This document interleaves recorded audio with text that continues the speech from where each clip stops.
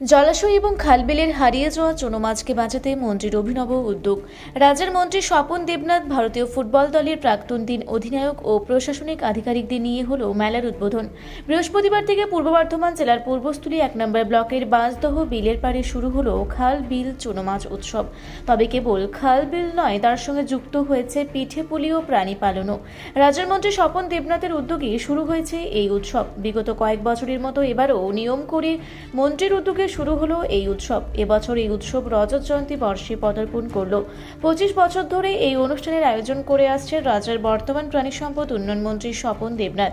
এই মেলায় চুনো মাছের সঙ্গে রয়েছে ভিন্ন স্বাদের পিঠে পুলিও।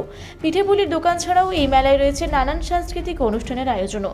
ডিসেম্বর মাসের ২৭ তারিখ অবধি এই মেলা চলবে। প্রসঙ্গত, এই এলাকায় প্রতি বছরই শীতের মরশুমে পরিযায়ী পাখির দেখা মেলে, যা দেখতে ছুটে আসেন অনেকেই। আর বর্তমানে এই খালবিল উৎসব দেখতে বাঁশদহ বিল এলাকায় নতুন করে শুরু হয়েছে মানুষের আনাগোনা। মূলত হারিয়ে যাওয়া খালবিলে চুনো মাছকে বাঁচাতেই মন্ত্রীর এই উদ্যোগ। ২৫ তারিখ এই উৎসবের উদ্বোধনী অনুষ্ঠানে হাজির ছিলেন প্রাণী ও মৎস্য বিজ্ঞান বিশ্ববিদ্যালয়ের উপাচার্য তীর্থঙ্কর দত্ত, জেলাশাসক আয়েশা রানী, পুলিশ সুপার সায়ক দাস এবং ভারতীয় ফুটবল দলের প্রাক্তন তিন অধিনায়কও। এদিন বৃহস্পতিবার বিকেল 4:30 নাগাদ সেখানে হাজির হন পঞ্চায়েত মন্ত্রী প্রদীপ মজুমদার, সাংসদ শর্মিলা সরকার সহ বিশিষ্টরা। মৎস্য চাষীদের আর্থসামাজিক উন্নয়নের জন্য ঘেরা পদ্ধতিতে মৎস্য চাষের একটি প্রকল্পের সূচনা হয় এই এলাকায়। ২৫, ২৬, ২৭ ডিসেম্বর আগামী 3 দিন চলবে এই উৎসব।